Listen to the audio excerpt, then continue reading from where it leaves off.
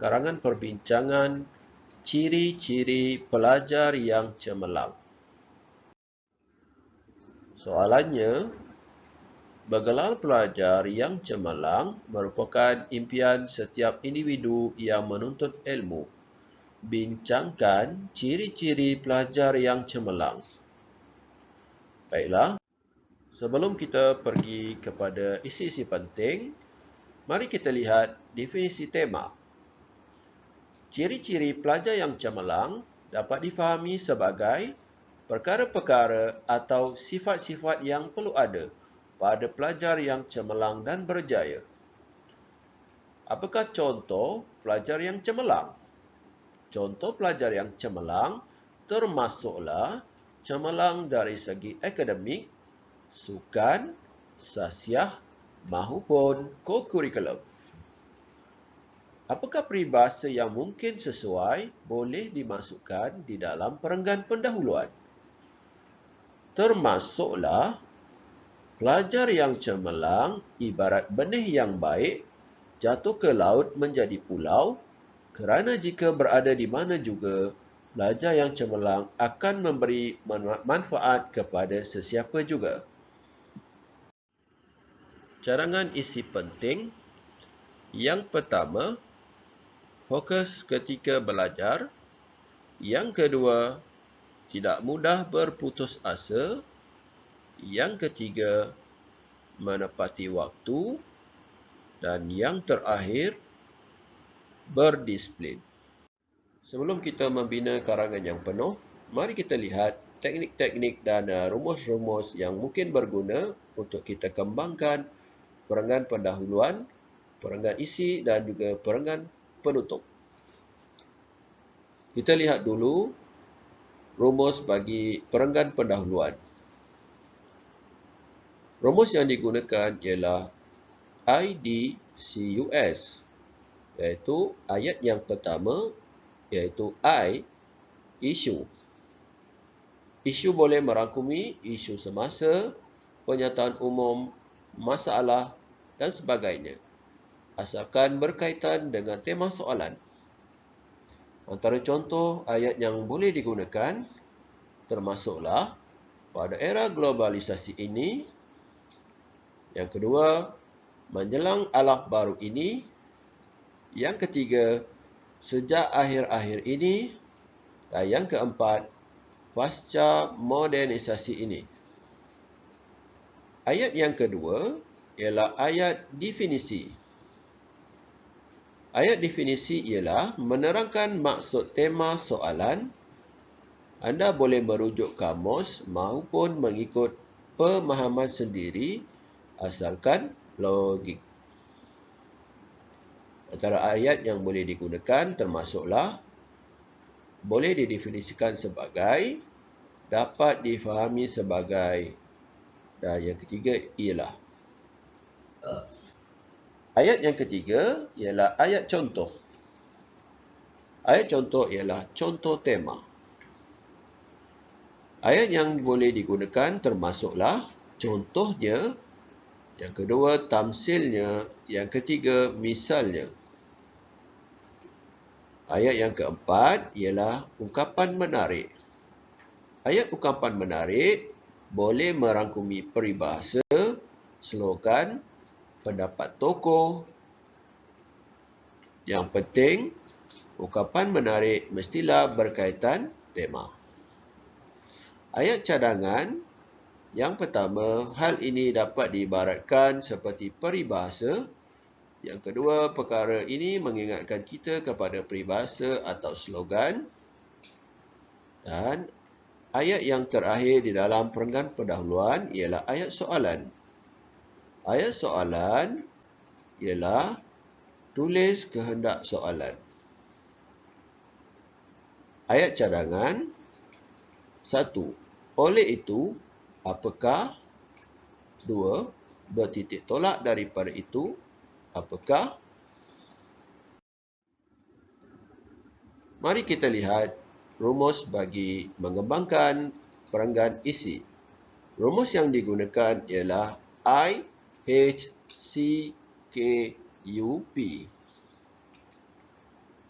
Ayat yang pertama ialah ayat isi. Ayat isi ialah isi penting yang dikemukakan mestilah relevan dan logik.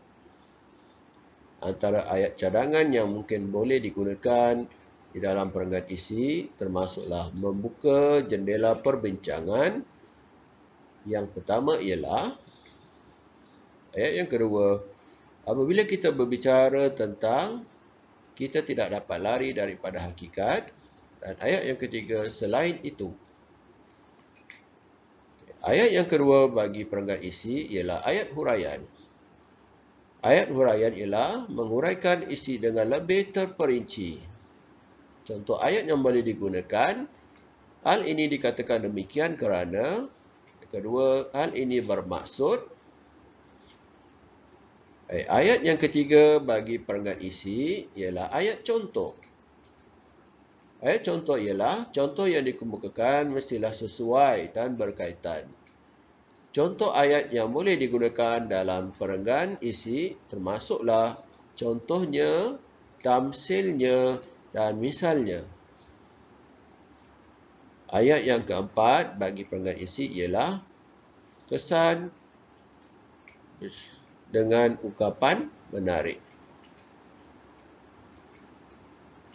Kesan kepada isi boleh merangkumi peribahasa, slogan, pendapat tokoh, ungkapan menarik dan mestilah berkaitan isi. Contoh ayat yang boleh digunakan, kesannya, hal ini dapat diberikan seperti peribahasa. Impaknya, perkara ini mengingatkan kita kepada peribahasa atau slogan. Dan ayat terakhir di dalam perenggan isi ialah ayat penegasan. Tulis kesimpulan kecil isi. Contoh ayat ini ialah, oleh itu, jelaslah, tegasnya. Mari kita lihat rumus untuk mengembangkan perenggan penutup. Rumus yang digunakan ialah KCHUH, iaitu ayat yang pertama ialah ayat kesimpulan. Ayat kesimpulan ialah menyatakan kesimpulan bagi keseluruhan karangan anda. Antara contoh ayat yang boleh digunakan termasuklah konklusinya terdapat banyak, seterusnya kesimpulannya terdapat pelbagai. Ayat yang kedua ialah ayat cadangan, iaitu menyatakan cadangan bagi mengatasi isu. Ayat contoh yang mungkin boleh digunakan termasuklah, oleh yang demikian, pihak perlulah, dua, bertitik tolak daripada itu, pihak seyogia. Ayat yang ketiga di dalam perenggan penutup ialah ayat huraian, iaitu menguraikan cadangan dengan lebih terperinci. Contoh ayat yang boleh digunakan ialah hal ini bermaksud, hal ini dikatakan demikian kerana. Ayat yang keempat di dalam perenggan penutup ialah ayat ungkapan menarik, iaitu boleh merangkumi peribahasa, slogan, pendapat tokoh. Ungkapan menarik mestilah berkaitan dengan isi. Ayat cadangan yang boleh digunakan termasuklah, dayung sudah di tangan, perahu sudah di air. Terpulanglah kepada kita untuk melaksanakan segala cadangan yang telah diperbincangkan di atas. Dan ayat yang terakhir di dalam perenggan penutup ialah ayat harapan, iaitu harapan kepada negara sekiranya isu selesai. Contohnya, akhir sekali kita berharap dengan berkurangnya masalah ini, negara kita akan terus harmoni dan sejahtera. Mari kita lihat contoh perenggan pendahuluan yang menggunakan rumus IDCUS. Di dalam perenggan pendahuluan terdapat 5 ayat, iaitu ayat yang pertama ayat isu. Setiap individu yang menuntut ilmu pasti mengimpikan untuk menjadi pelajar yang cemerlang. Ayat yang kedua iaitu definisi. Ciri-ciri pelajar yang cemerlang dapat difahami sebagai sifat-sifat yang perlu ada pada pelajar yang cemerlang dan berjaya. Ayat yang ketiga iaitu ayat contoh. Antara contoh pelajar yang cemerlang termasuklah cemerlang dari segi akademik, sukan, sahsiah dan kurikulum. Ayat yang keempat, ayat ungkapan menarik. Pelajar yang cemerlang ibarat benih yang baik jatuh ke laut menjadi pulau, kerana jika berada di mana juga, pelajar yang cemerlang akan memberi manfaat kepada sesiapa juga. Dan ayat yang terakhir di dalam perenggan pendahuluan, iaitu ayat soalan. Persoalannya, apakah ciri-ciri pelajar yang cemerlang? Baik, mari kita lihat pula contoh perenggan isi yang menggunakan rumus IHCKP berdasarkan tema ciri-ciri pelajar yang cemerlang. Isi yang dipilih ialah isi yang pertama, iaitu fokus ketika belajar. Ayat 1, iaitu ayat isi, membuka tirai perbincangan antara ciri pelajar yang cemerlang termasuklah sentiasa fokus ketika belajar. Ayat yang kedua, ayat huraian, sifat fokus ataupun memberi tumpuan terhadap sesuatu perkara merupakan resepi untuk mencapai kejayaan, termasuklah fokus ketika belajar. Ayat yang ketiga, iaitu ayat contoh. Antara contoh perbuatan fokus ketika belajar termasuklah tidak bermain-main ketika guru mengajar, sentiasa menyiapkan dan menghantar tugasan yang diberi oleh guru dan sentiasa membuat ulang kaji demi memantapkan lagi apa yang telah dipelajari. Ayat yang keempat, iaitu ayat kesan. Jika sifat ini dijadikan amalan oleh setiap pelajar, pelajar bukan sahaja berjaya dalam akademik, bahkan juga cemerlang dalam setiap bidang yang diceburi. Dan ayat yang terakhir, penegasan. Jelaslah, ciri pelajar yang cemerlang ialah fokus ketika sedang belajar. Mari kita lihat contoh perenggan penutup menggunakan rumus KCHUH berdasarkan tema ciri-ciri pelajar yang cemerlang. Baik, terdapat 5 ayat. Ayat yang pertama iaitu ayat kesimpulan.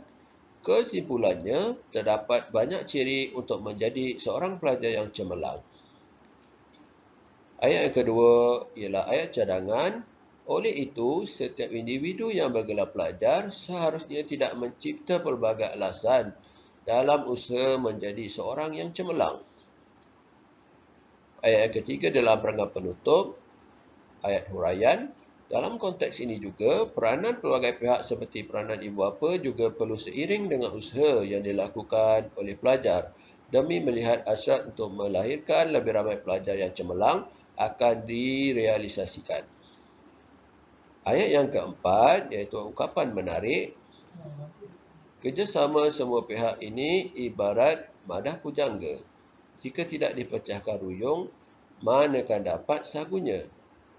Jika kita tidak bekerjasama, sudah pasti usaha untuk melahirkan pelajar yang cemerlang hanyalah sia-sia sahaja. Dan ayat yang terakhir di dalam perenggan penutup ialah ayat harapan. Akhir sekali, dengan lahirnya lebih ramai generasi penuntut, iaitu pelajar yang cemerlang, kita berharap negara kita akan lebih maju dan membangun setaraf dengan negara maju yang lain. Baik, demikianlah tadi contoh-contoh bagi mengembangkan perenggan penutup.